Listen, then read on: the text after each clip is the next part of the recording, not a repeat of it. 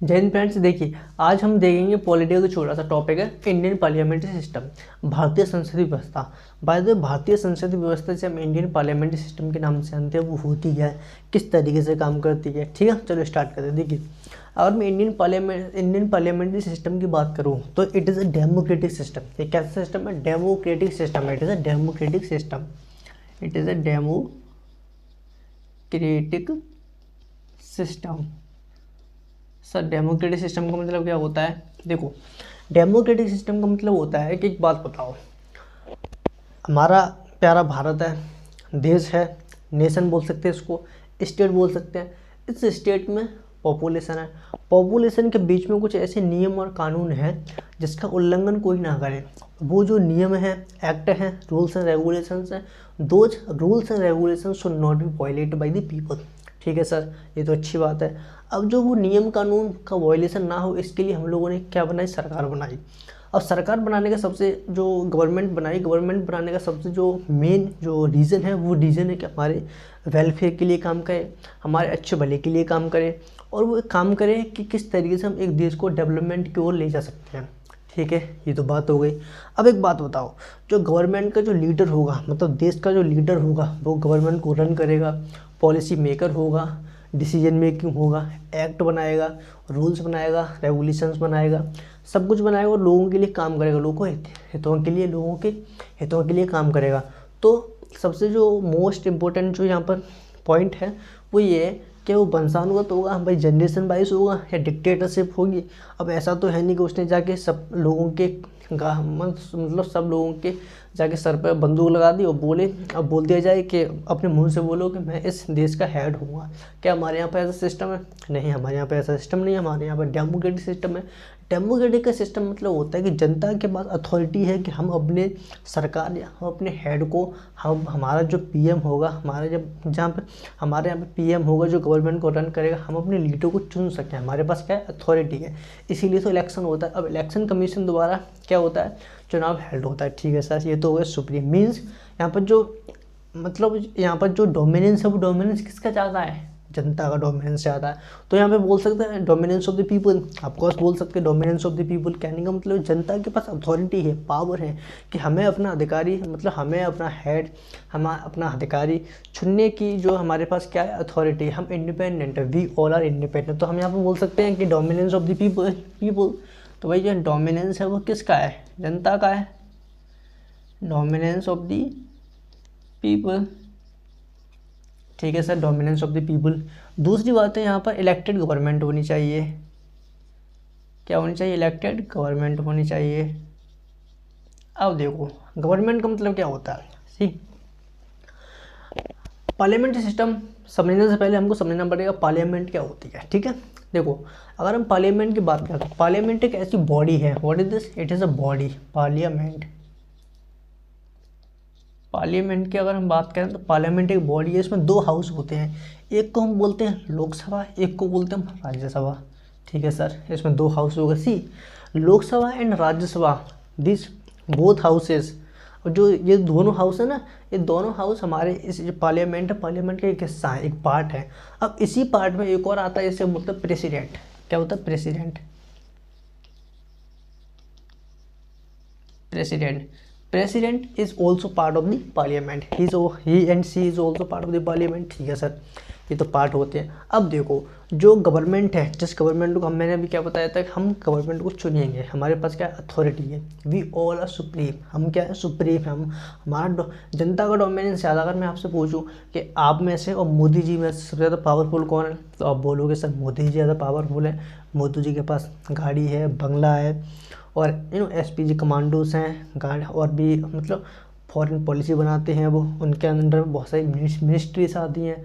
तो कहने का मतलब ये है कि मोदी का जो डोमिनेंस है वो बहुत ज़्यादा है। बट हमारा डोमिनेंस कुछ भी नहीं है। हमारे पास क्या है? कुछ नहीं। कांस्टेबल पिछवाड़े में डंडा मार देता है तो भागते फिरते हैं, पुलिस देख के गाँव में लोग भागते फिरते हैं। तो कहने का मतलब जनता का डोमिनेंस यहाँ पर नहीं है। आप लोग ये सोचोगे, बट द आइडिया इज़ कि अब जो सुप्रीम है वो सुप्रीम कौन है? जनता सुप्रीम है। भाई हमने तो मोदी जी को चुना था। अब ऐसा तो है नहीं कि उधर से अमेरिका के लोग भग के आगे बोले कि नहीं प्राइम मिनिस्टर जो है वो मिस्टर मोदी बनेंगे, ऐसा तो कुछ नहीं है। तो डोमिनेंस यहाँ पर किसका है? हमारा डोमिनेंस ज़्यादा है। तो फैसिलिटी मोदी जी को क्यों दी गई है? अब एक बात बताओ, हमने अपना लीडर चुना, अब कल को हमारे लीडर को कुछ हो जाए तो उसकी रिस्पॉन्सिबिलिटी किसके पास होगी? इसीलिए जो लीडर आप चुनने के बाद वो लीडर आसानी से जनता के बीच में नहीं आ सकता, उसे सिक्योरिटी के साथ और फैसिलिटी के साथ तब आना पड़ेगा, तब बोलते हैं कि हाँ वास्तव में ये लीडर है, राइट भाई। बोला तो मैंने, तब जाके बोला जाता है कि हाँ ये वास्तव में जो है ये रियल में जो ये बंदा है या जो भी है ये इसके मतलब इस कंट्री के, इस टेरिटरी के, इस स्टेट के हेड हैं। जैसे फॉर एग्ज़ाम्पल आप किसी भी इंसान के लिए जल्दी अवेलेबल हो जाते हो तो उस इंसान की नज़र में आपकी वैल्यू नहीं रहेगी। क्यों नहीं रहेगी? क्योंकि उसे तो पता है कि भाई मैं इसके पास कॉल करूँगा या कॉल करूँगी तो तुरंत मेरे पास आने के लिए हाँ करेगा या हाँ करेगी। क्यों? ये तो फ्री रहता है। वहीं अगर आपके पास टाइम नहीं है, आप बोलते हो, अगर आपकी फ्रेंड या गर्लफ्रेंड की कॉल आ रही है, बोलते हो कि नहीं मैं इस टाइम पे बिज़ी हूँ, तो इन द सेंस कि वो सामने वाला जो व्यक्ति है वो आपसे क्या बोलेगा? भाई प्लीज़ टाइम निकाल लियो मेरे लिए, हम डेली तो घूमने जाते नहीं है, डेली तो पार्टी करने जाते नहीं, कभी कभी जाते हो, तो इतना बिज़ी रहता है या बिज़ी रहती है। तो कहने का मतलब ये है, अगर अपने आप को बिज़ी रहते हो, लोगों के बीच में नहीं जल्दी रहते, तो आपका जो रेस्पेक्ट है, आपकी जो डोमिनेंस है वो बहुत ज़्यादा बढ़ जाएगा। वैसे ही हमारे प्राइम मिनिस्टर के साथ होता है। प्राइम मिनिस्टर आसानी से किसी को नहीं मिल सकते। आप उनके मीडिया के थ्रू आप उनकी बातों को सुन सकते हैं, बट अगर आपको अकेले में जान के मिलना पड़ेगा तो बहुत सारे प्रॉब्लम्स को देखना पड़ेगा, फेस करना पड़ेगा, तब जाके उनसे मिलना हो पाएगा। ठीक है, तो देखो हमारे पास दो हाउस है, एक होते हैं लोकसभा, एक होती है राज्यसभा। लोकसभा को हम बोलते हैं अपर हाउस। क्या बोलते हैं? अपर हाउस, ये ऊपर है। अब अपर का मतलब ये मत समझ लेना कि सर ये अपर बना होगा, ऊपर बना होगा, ये नीचे बना होगा, ऐसा कुछ नहीं। अपर का मतलब है कि यहाँ पे डोमिनेंस ज़्यादा है, इसका जो पावर है लोकसभा की बहुत ज़्यादा है राज्यसभा की कंपेरिजन में। अब जो भी गवर्नमेंट को हम चुनेंगे वो गवर्नमेंट किस में आएगी? लोकसभा में आएगी। ठीक है सर, गवर्नमेंट आएगी। अब वो गवर्नमेंट किसके द्वारा आएगी? भाई ऐसा तो है नहीं हमने बोल दिया 140 करोड़ पॉपुलेशन है, उन्होंने जाके जंतर मंत्र गांधी मैदान में खड़े होकर बोल दिया कि मोदी जी प्रधानमंत्री बनेंगे। नहीं, ऐसा कुछ नहीं है। अब बहुत सारी पार्टीज़ हैं, नेशनल पार्टीज़ हैं, कुछ ऐसी और भी पार्टीज़ हैं, वो उनका क्या है कि उनका एक ऑर्डर लगेगा और ऑर्डर लगने के बाद हम बोलेंगे हमारे पास अथॉरिटी है। अब सभी लोग तो ऐसा तो है नहीं कि सभी लोग मोदी जी को लाइक करते, कुछ लोग डिसलाइक भी करेंगे भाई, कुछ लोग डिसलाइक भी करेंगे। तो election commission of India ECI ने सोचा सबसे जो अच्छा जो काम है वो ये काम करते, चुनाव करवा लेते हैं। ECI election commission of India, election commission of India ने बोला कि हम एक काम करेंगे, इलेक्शन कराएंगे और इलेक्शन के थ्रू हम अपनी गवर्नमेंट को चुनेंगे, हम गवर्नमेंट के जो हेड होगा उसको भी चुनेंगे। ठीक है सर, तो इसीलिए यहाँ पर जो वर्ड है वो बोला है इलेक्टेड गवर्नमेंट। कैसी गवर्नमेंट होनी चाहिए? इलेक्टेड, लोगों के द्वारा चुनेंगे। वो कहते हैं ना कि जनता के द्वारा जनता के द्वारा जनता के लिए शासन। ठीक है ना। अब वो बोला जाता है, वो डेमोक्रेटिक जो थॉट है इसके बेस पर ये जो वाक्य है या जो स्टेटमेंट है ये बोली गई है। दूसरी बात यहाँ पर एक और बात बोली गई है कि तीसरी ये है कि फ्री एंड फेयर इलेक्शन होना चाहिए। Free and fair election, free and fair election का मतलब क्या हो गया? देखो फ्री एंड फेयर इलेक्शन का मतलब हो गया कि इलेक्शन होंगे वो हेल्ड होंगे किसके द्वारा? इलेक्शन कमीशन ऑफ इंडिया के द्वारा। अब एक बात बताओ, वर्तमान में 2024 से चुनाव होंगे लोकसभा के।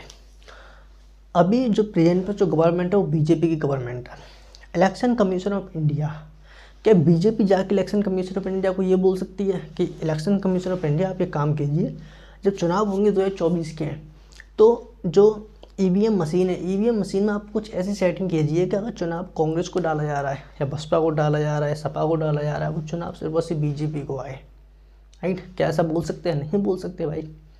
अब इलेक्शन कमीशन ऑफ इंडिया तो कुछ नहीं बोलेगी, बीजेपी वाले बोलेंगे जाके कि हमारी गवर्नमेंट है तो हम चाहे कुछ भी बना सकते हैं, ये नियम बनाने जा रहे हैं।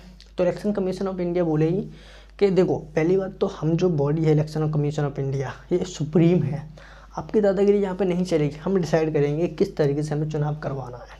ठीक है, तो कहने का मतलब ये है कि इलेक्शन कमीशन ऑफ इंडिया के द्वारा जो चुनाव हेल्ड होगा या चुनाव जो होंगे उस चुनाव में कोई भी ऐसी प्रॉब्लम ना हो, वो स्वतंत्र तरीके से मतलब एज ए इंडिपेंडेंट चुनाव होने चाहिए, इलेक्शन होने चाहिए और एक कम्प्लीटली फ्री एंड फायर मतलब फ्री एंड फेयर इलेक्शन होना चाहिए, जिसके थ्रू एक गवर्नमेंट का क्या हो इलेक्ट हो, एक गवर्नमेंट इलेक्ट हो, गवर्नमेंट का हेड इलेक्ट हो, उसे हम क्या बोलेंगे? Free and fair election. हमारे इंडिया में अब लोग बताओ, हमारे इंडिया में फ्री एंड फेयर इलेक्शन होते हैं भाई? हाई लेवल पर लोकसभा हो गया, राज्यसभा, विधानमंडल के जो चुनाव होते हैं वो तो फ्री एंड फेयर इलेक्शन होते हैं।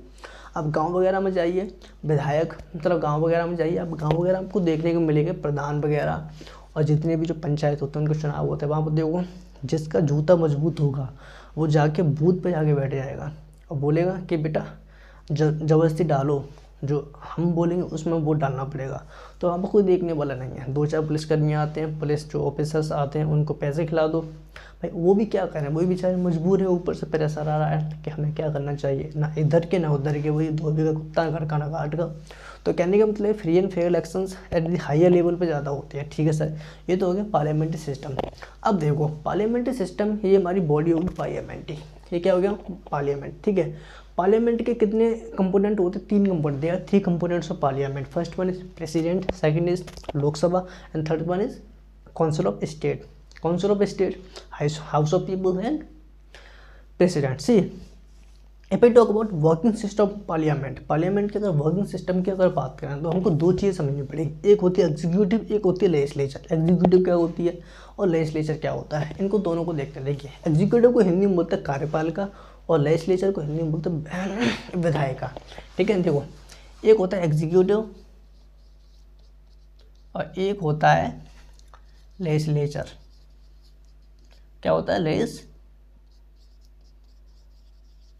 लेजिस्लेचर। अब देखो लेजिस्लेचर एग्जीक्यूटिव, अगर हम इन दोनों टर्म को देखें, एग्जीक्यूटिव और लेजिस्लेचर, इनका काम क्या होता है। सी लेजिस्लेचर का काम होता है सिर्फ और सिर्फ पॉलिसी मेकिंग, किसका, नियम कानून को बनाना।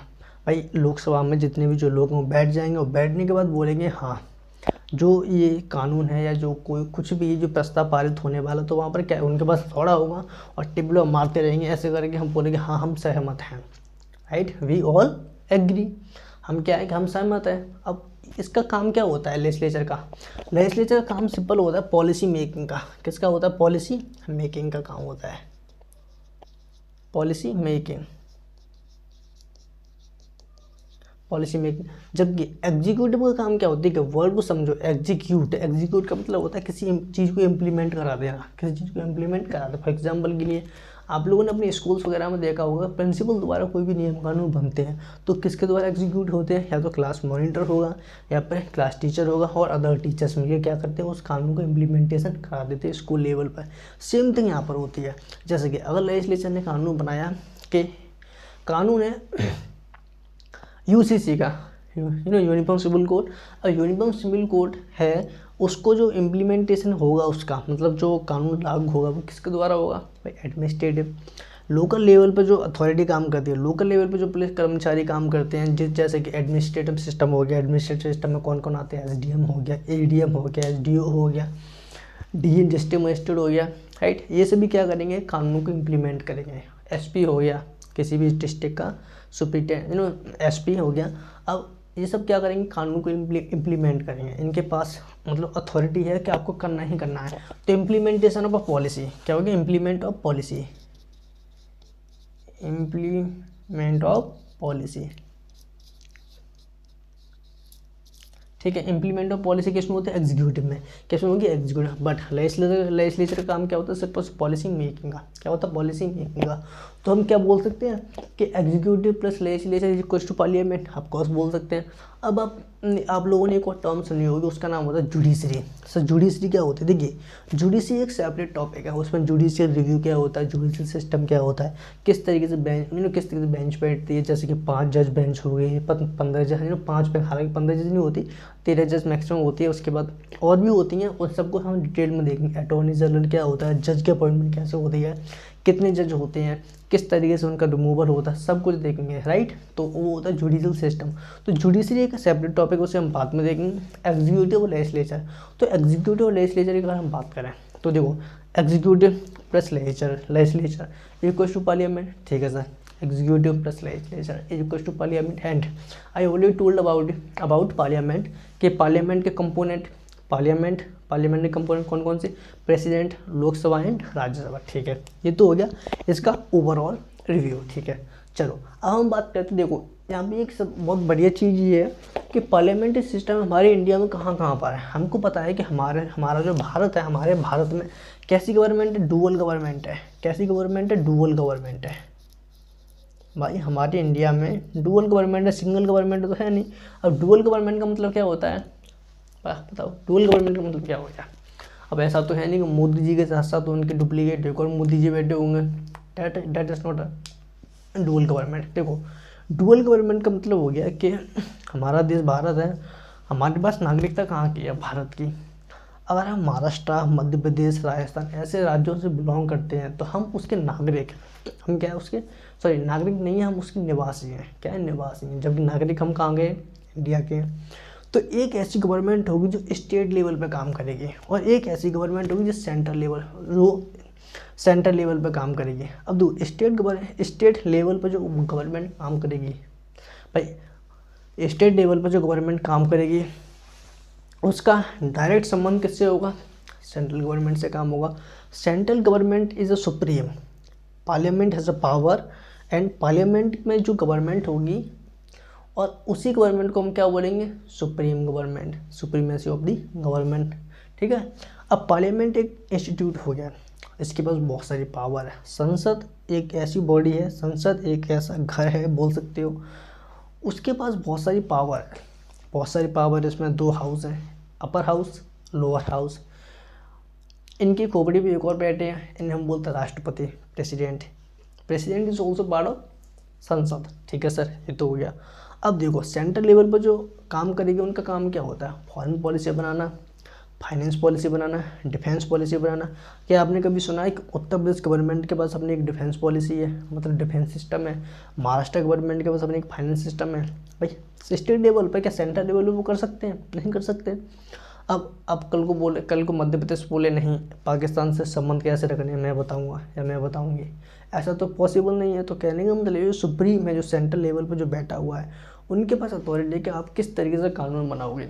अब जो लोकल लेवल पर जो बैठे हैं, जैसे कि स्टेट गवर्नमेंट हो गई, यूपी, महाराष्ट्र, बिहार, पश्चिम बंगाल, नागालैंड, मिजोरम, इनके पास क्या है कि आप अपने स्टेट में देखो कोई रूल्स एंड रेगुलेशन इम्प्लीमेंटेशन क्या होगा, पॉलिसी मेकिंग क्या होगा और डिसीजन मेकिंग क्या होगा, सब कुछ जो जिम्मेदारी है वो आपकी है। आप में और हमारे, मतलब स्टेट और सेंट्रल लेवल, स्टेट और सेंट्रल लेवल के बीच में रिलेशन होगा उसे हम बोलेंगे CSR, मतलब central state relation. Central state relation क्या होता है, CSR। Sir central state relation का मतलब क्या है भाई, रिलेशन का मतलब क्या होता है, संबंध। किसी दो वस्तु के बीच में, 2 जगह के बीच में, 2 घर के बीच में, 2 परिवार के बीच में, 2 व्यक्तियों के बीच में क्या होता है, संबंध बोलते हैं उसे। उस वाले संबंध की बात नहीं करता जिसकी वजह से हम दुनिया की पहली पॉपुलेशन कंट्री बने हैं, सबसे ज़्यादा पॉपुलेशन वाली कंट्री बने, उस संबंध की बात नहीं करता। It is called physical relation. But the idea, संबंध का मतलब सिंपल क्या हो गया भाई, संबंध होता क्या है कि वो हमारे दुख में साथ दें और हम उसके दुख में साथ दें, वो हमारी खुशी में शामिल हो, हम उसकी खुशी में शामिल हो। हालांकि ऐसा कुछ नहीं करता आज के टाइम पर। अगर आपके पास पैसा है, अगर आपके पास अच्छा रुतबा है, तो आपके पास लोग आएंगे। लोग इस तरीके से आएंगे जैसे कि मधुमक्खी के, मतलब जैसे कि मधुमक्खी का जो छत्ता होता है ना, उसके आसपास मधुमक्खी कैसे भिनभिनाती रहती है, उसी तरीके से लोग आएंगे। उनको ही पता है कोई काम निकल जाए उसके बाद बाहर में जाइए, मरे जिए कुछ भी हो, कटे पिटे, मुझे क्या मतलब, काम है वो निकल जाना चाहिए। तो उसे भाई तभी क्या बोलते हैं, रिलेशन बोलते हैं। जैसे कि बच्चों के बीच में रिलेशन होता है, कॉलेज वगैरह में देखिए आप लोग जाके भाई, जो यहाँ पर जो डेवलप, मतलब कि जहाँ पर वेस्टर्न कल्चर तो हम लोगों ने बहुत सारा अपना लिया है, गांव वगैरह में इतना ज़्यादा नहीं है, लेकिन सिटी में आइए देखिए कपल कितने घूमते हैं पार्क वगैरह में, बोलते हैं हमारा रिलेशनशिप है। क्या है वो, हमारा रिलेशनशिप है। भाई स्कूल्स वगैरह में होता है कि मतलब अगर किसी लड़की ने पेन मांग लिया किसी लड़के से, तो इस तरीके से वो 1-2 हफ्ते सोचेगा उसके बारे में कि है कितनी प्यारी है वो, कैसे, मतलब फिर उसकी जो फ्यूचर प्लान है उसी के साथ हो जाएगी। लेकिन हालांकि उसे पता नहीं है क्या होगा, कभी मिलेंगे कि नहीं मिलेंगे। वो गाना नहीं, बिछड़ना भी ज़रूरी था। तो वही सिस्टम है। तो कहने का मतलब है कि सेंटर और स्टेट के बीच में रिलेशन होता है, उसे हम CSR बोलते हैं, सेंटर स्टेट रिलेशन। ये अलग टॉपिक है, इसको बाद में डिटेल में देखेंगे। तो ये था हमारा पार्लियामेंट्री सिस्टम ओवरऑल। अब हम डिटेल में देखते हैं कि किस तरीके से पार्लियामेंट्री सिस्टम कैसे काम करता है और किस तरीके से हमें इसे पढ़ना चाहिए। सी कुछ आर्टिकल्स हैं, उन आर्टिकल्स को आपको ध्यान में रखना पड़ेगा। जैसे कि आर्टिकल की अगर हम बात करूँ, under article 74 and 75, see article 74 and 75, ये जो आर्टिकल्स हैं, आर्टिकल 74 एंड 75, ये बात करते हैं parliamentary system eight central level. केंद्र सरकार, मतलब केंद्र के लेवल पर जो पार्लियामेंट सिस्टम होता है वो कैसे होना चाहिए, किस तरीके से इस जो ये सिस्टम वो सिस्टम काम करता है, कौन कौन इसमें होते हैं, अपॉइंटमेंट क्या होता है मिनिस्टर्स का, टेन्योर क्या होना चाहिए, वर्किंग क्या होती है, फंक्शन क्या होते हैं, सैलरी, ओथ, एलोवेंस, सब कुछ डिटेल में बात करते हैं, ठीक है। तो इसके बारे में हम देखेंगे। आइए तो 74 and 75, 74 and article 74 and 75 deals with parliamentary system eight central level, but the idea is article 163 and 164 deals with parliamentary system at the state level. जैसे कि for example article under article 163 and 164, both articles, these articles talk about parliament system at the state level.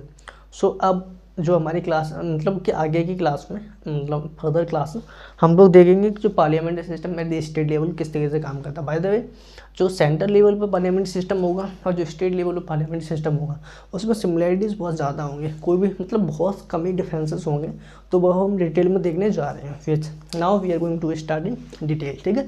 तो ये था overall था, over मतलब कह सकते हैं कि स्मॉल ओवरव्यू था।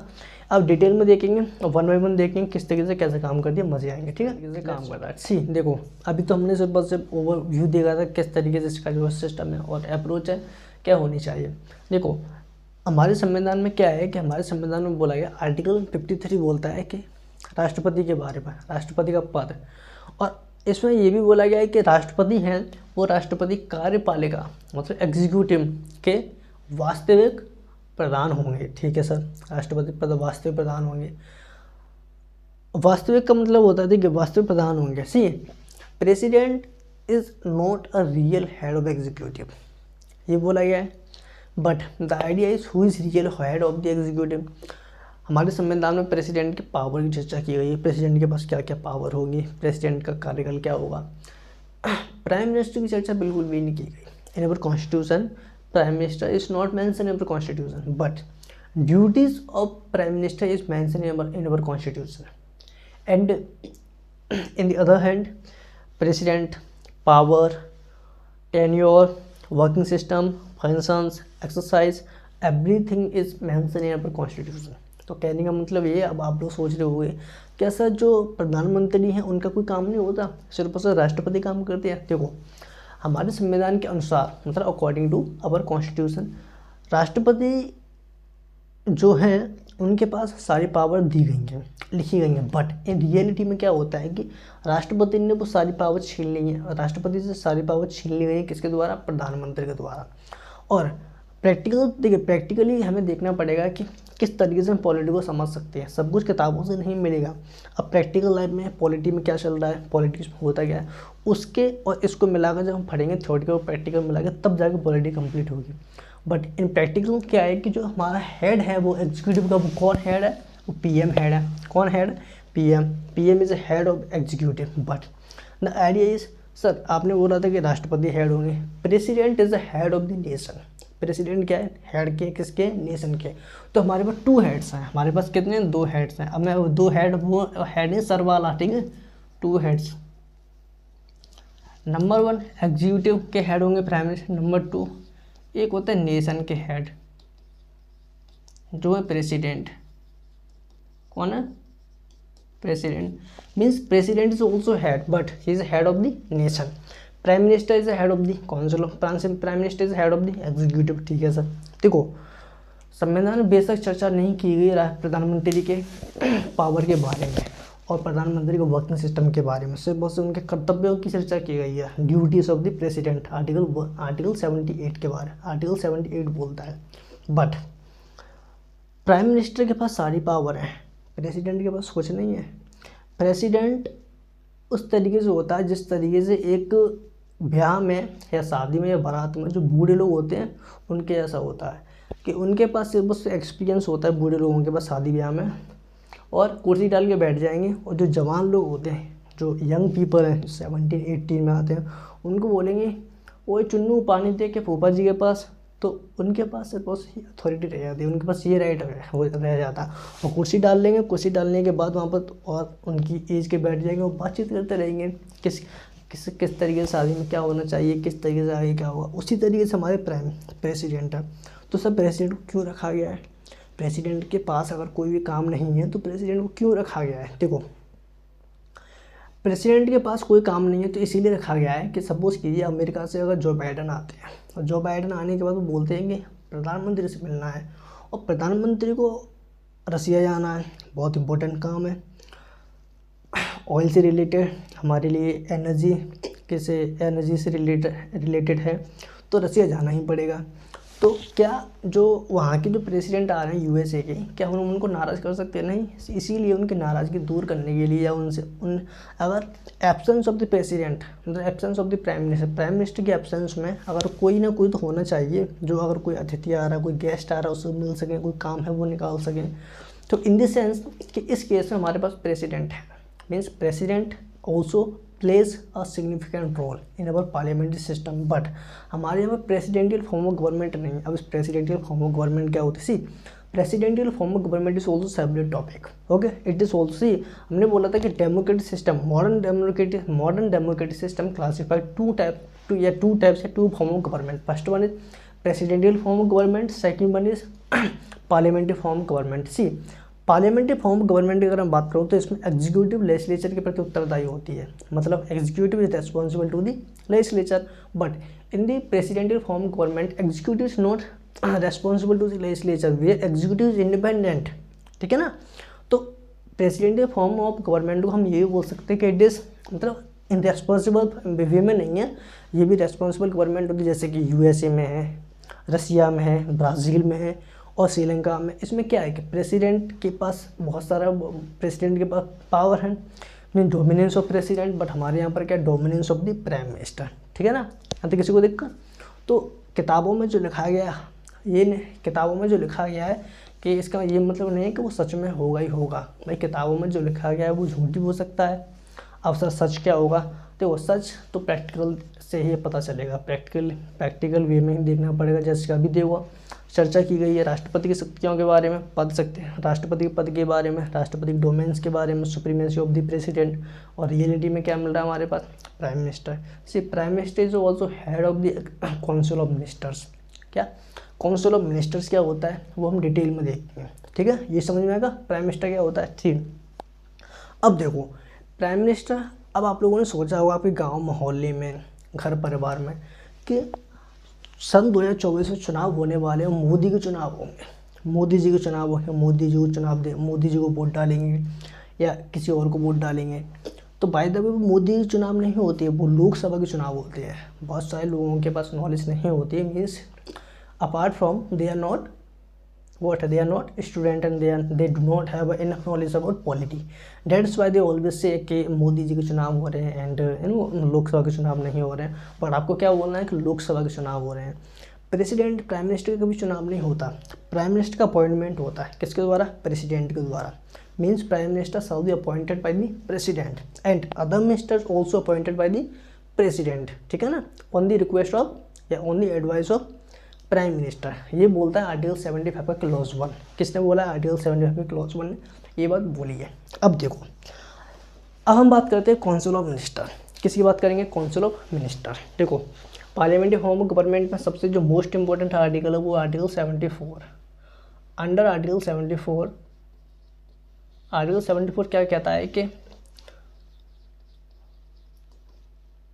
काउंसिल ऑफ मिनिस्टर्स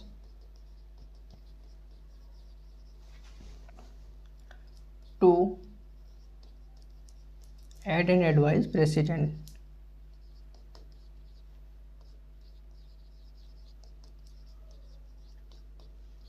अब कहने का मतलब ये है कि अगर प्रधानमंत्री के पास पावर है, सुप्रीमेसी प्रधानमंत्री के पास है, प्रधानमंत्री is real head of executive, और एग्जीक्यूटिव में होती है काउंसिल ऑफ मिनिस्टर, मंत्रिपरिषद। मंत्रिपरिषद के पास इतनी पावर है, मंत्रिपरिषद करीब 80 से 70 मिनिस्टर्स, उसमें कौन कौन से होंगे वो हम डिटेल में देखेंगे, कौन कौन से होंगे डिटेल में देखेंगे। उन सबका ग्रुप होता है, उसे क्या बोलते हैं? Council of ministers. Means council of ministers is a group of ministers. उसके जो हेड होंगे वो कौन होंगे? प्रधानमंत्री होंगे। जैसे कि देखो चुनाव हुआ, चुनाव होने के बाद जो नॉर्मल चुनाव होने के बाद जो जीतते हैं, जो विजेता होता है उनको मंत्री बोलेंगे। अब उन्हीं मंत्री में से एक आदमी को प्रधानमंत्री बना दिया जाता है। जैसे कि आप लोगों ने देखा होगा अपनी क्लास में जो साथ में बच्चे पढ़ रहे होते हैं, उन्हीं में से क्या होता है कि वोटिंग द्वारा या फिर कोई इंटेलिजेंट ज़्यादा होता है उसको क्या बना देते हैं, मॉनिटर बना देते हैं। तो क्या वो कहीं दूसरे ग्रह से आता है, क्या वो दूसरे प्लेनेट से आता है, क्या चंद्रमा से आता है, भाई क्या जुपिटर से आता है? ऐसा तो है नहीं। आप लोगों के पास खाता पीता है, आपका दोस्त है, राइट, बहुत सारे लोग उसको लाइक करते होंगे, कुछ डिसलाइक करते होंगे, तो उन्हीं में से नॉर्मल लोगों में से एक को बना दिया जाता है मॉनिटर। उसी तरीके से पार्लियामेंट्री सिस्टम में क्या होता है कि काउंसिल ऑफ मिनिस्टर जो होते, काउंसिल ऑफ मिनिस्टर्स के जितने मिनिस्टर होते हैं उन्हीं में से एक को बना दिया जाता है। जैसे कि मोदी जी अपने आप में एक क्या है, मिनिस्टर है, और वो क्या है, प्रधानमंत्री भी हैं, प्राइम मिनिस्टर भी हैं, ठीक है ना, कोई दिक्कत नहीं आता। चलो, काउंसिल ऑफ मिनिस्टर बोलता है, और ये 74 कहता है कि council of minister aid and advice to president. कहने का मतलब ये है कि राष्ट्रपति जो भी काम करेंगे वो मंत्री परिषद की सलाह पर करेंगे। अब देखो, इन्होंने एक बात बोली कि राष्ट्रपति जो भी काम करेंगे वो मंत्री परिषद की सलाह पर करेंगे। अब मंत्री परिषद का जो हेड है वो कौन है, प्राइम मिनिस्टर। कौन है, प्राइम मिनिस्टर। कि कहने का मतलब ये है कि यहाँ पे हम एक बात बोल सकते हैं कि PM is a head of council of minister. PM is a head of council of minister, ठीक है sir, PM is a head of council of minister. अब देखो, काउंसिल ऑफ मिनिस्टर का हेड कौन है, PM है। PM भी तो एडवाइस देता होगा काउंसिल ऑफ मिनिस्टर को। भाई अगर संविधान में ये बोला गया है कि मंत्रिपरिषद की सलाह पर राष्ट्रपति काम करेंगे और मंत्रिपरिषद की जो हेड है, जो मुखिया है, उसका कौन है, प्रधानमंत्री है, तो प्रधानमंत्री तो बोलेगा मंत्रिपरिषद को आप ऐसा काम कीजिए। लेकिन उसमें डायरेक्टली ये नहीं लिखा गया है कि जो राष्ट्रपति हैं वो प्रधानमंत्री के सलाह पर काम करेंगे। क्यों, इसीलिए नहीं लिखा गया है कि हमने प्रधानमंत्री की चर्चा नहीं की गई। सो ड्यूटी ऑफ प्रधानमंत्री की चर्चा की गई है और राष्ट्रपति की चर्चा की गई। अगर हम इसकी चर्चा करते इसमें, तो जो राष्ट्रपति का जो पद है उसकी जो गरिमा है वो कम नहीं हो जाएगी, ऑब्वियसली बात है सर, कम हो जाएगी। तो इनडायरेक्टली बोला गया है कि council of minister aid and advice to the president, ठीक है ना। और हालांकि उनमें जो एड एंड एडवाइस देता कौन है, वो देते हैं प्राइम मिनिस्टर।